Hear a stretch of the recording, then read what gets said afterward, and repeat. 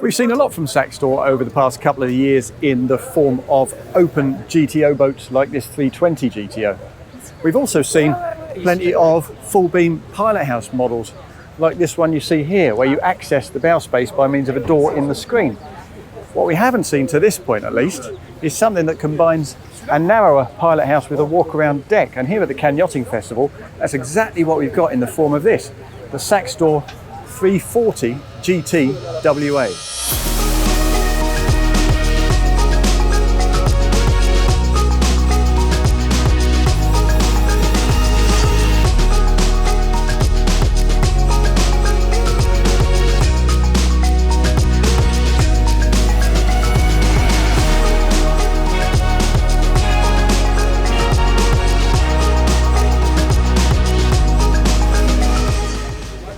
Starting at the aft end, this is all pretty classical Saxdor.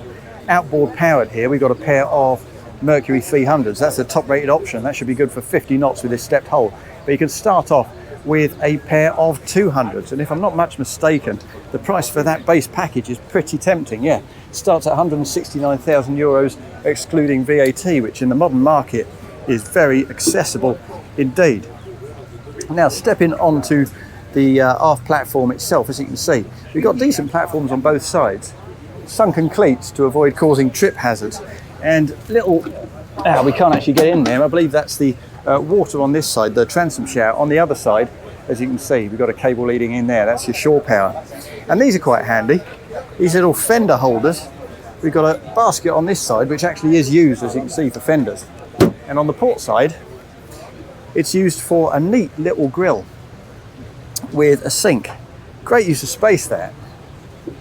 In the centre we have an optional aft cabin beneath this sun pad. That makes a huge amount of sense, but as you can see, the big news in this section of the boat is these fold down bulwarks, and if we walk forward and onto one, you'll see that they're perfectly placed to take real advantage of the internal saloon space. In here we've got a full beam aft bench that's currently open to give access down into that aft cabin, and as you can see, there are windows on three sides which really brightens the place up. It's very impressive, and actually, even though it's sunken into that aft deck on a relatively compact boat, it's a good size of double, and there's plenty of space, as those reading lights suggest, for sitting up in bed unimpeded by that deck head. Really good use of space, that. When that seat's folded down into place, of course, as I say, full beam aft bench.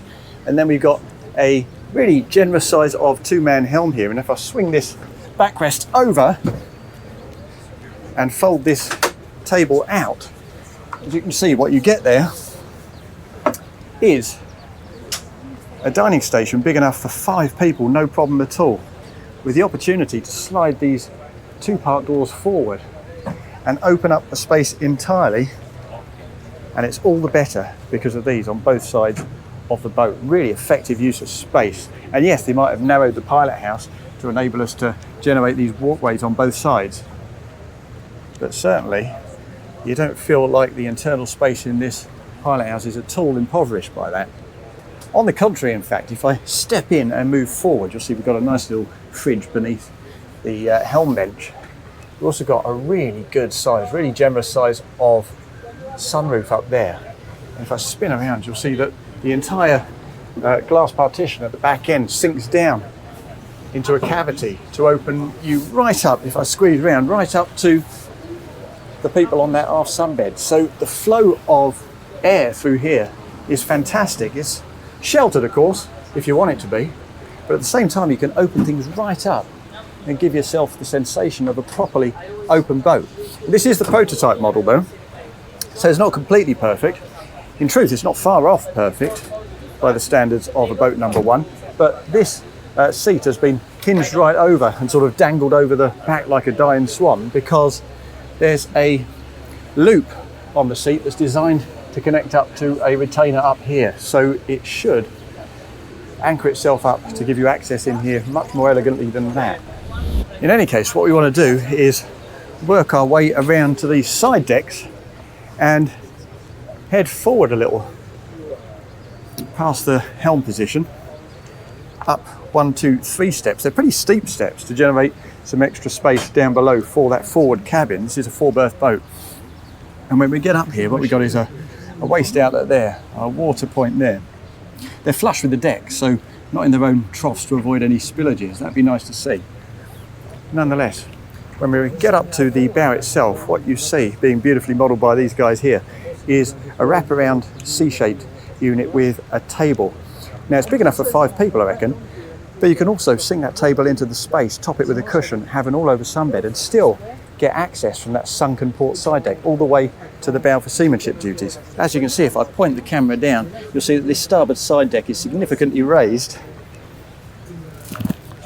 There's only a little lip of fiberglass here, a little tow rail. So you do get a ridge, a little trough around the periphery of the hardtop to grab hold of, and it feels pretty safe making your way forward.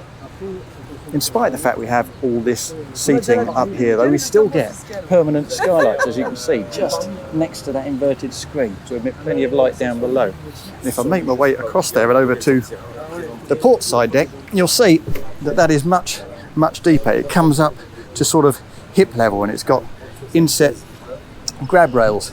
So that too feels very secure indeed. It's not huge. Again, if I point the camera down, you can see it's maybe 11, 12 inches across, but it's big enough to make your way fore and aft, and you don't want to waste too much space on the side deck in any case, because you want that volume inside your pilot house. Now let's make our way forward again and head down into that forward cabin, down a couple of steps, and you'll see that it's all tremendously open plan. Great light, I have to say. There are those 2 permanent skylights just behind the bow seating. There's another window on the port side, a hatch of course, to get out onto the foredeck, and a plunging deck head because of that foredeck lounge. But this of course is where you'll put your head in the more spacious zone with the raised deck head, and here are the reading lights to prove that. If I lift this up, we've got a water tank under there, so no storage, but we do get, if I spin myself around and look towards the port side, a little changing seat here. There's your switch panel. And here is a toilet, a little partition just dropped down on top of it, so it's outside until you need it. Good access there to the back of the equipment on the dash. Now it does look very much like an entirely open plan heads compartment, but if I look to the starboard side, undo a couple of these little poppers, then what you can do is fold that out and swing it round into the space. Close it up. There's still a gap at the top and a gap at the bottom, as you can see, so it's not entirely private. If you're sharing this with your partner, it's quite possible you want them to leave the cabin while you do your business in there, but that's a very good use of the space. And behind it we do have a little bit of storage. Storage is at a premium here, but as I say, it's a relatively compact boat with 4 berths and a very, very versatile pilot house. So that's a compromise you've got to be happy to make. If you climb back out of there into the pilot house and take a look at the helm, well, that's a little bit impressive too, I have to say, in all kinds of ways. Now, firstly, if I move into the space and perch myself on this seat, the ergonomics are very good indeed. We've got an adjustable wheel. We've also got a little push button mechanism here so that you can move the bench forward and aft to fit your body shape. We've got a little brow over our pair of 12-inch plotters and a decent bit of switchgear down there. And also we've got a new Saxdor app that enables you to monitor and operate your systems remotely from your iPad or your phone, and that's been developed in collaboration with Navico, and it really is extremely intuitive. Now, visibility all round is fantastic, as you can see, not least because of this reverse screen that starts a good way forward. Very narrow mullions.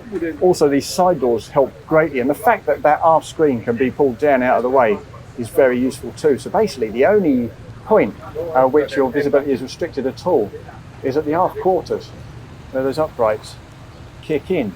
But really, it's a fantastic effort. Now, in terms of the touch points, you've got your 2 throttles over on the starboard side next to your joystick with skyhook and your thrusters and your tabs, which is great, all available for your right hand. But what I really like here is if I just slide this seat forward, there we are, at the touch of a button, what we can do when we just get clear of this side door is pull this little button down here and fold out the armrest. So that becomes a seat. And I can perch myself on that seat with easy access to the wheel and the throttles, to the thrusters and to the joystick. And I can see the parameters of the boat fantastically well without even having to stand up. That's a brilliant feature. And what I like even more is the fact that you can do the same on the other side. Here's another one of these. If I pull that and fold this down and reverse this backrest, well, what we now have is a full beam bench, exactly like the one aft. So actually, though I said you could seat 5 or 6 people here, realistically, you could probably seat 8.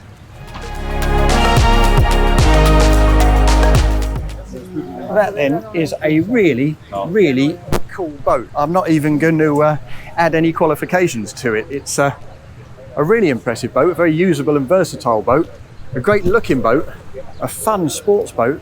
The walk around decks do plenty to add some practicality to it, but as you can see, that pilot house is a superb piece of design, and that price makes it all the sweeter. Now, I'm sure there'll be fans of other famous brands out there who do a similar kind of job with pilot house sports boats and adventure boats. So if you're one of them and you've got a comment to make, then feel free to add it below. If you've enjoyed this video, hit the like button, and if you want more videos like this, then please do subscribe to the MBY channel.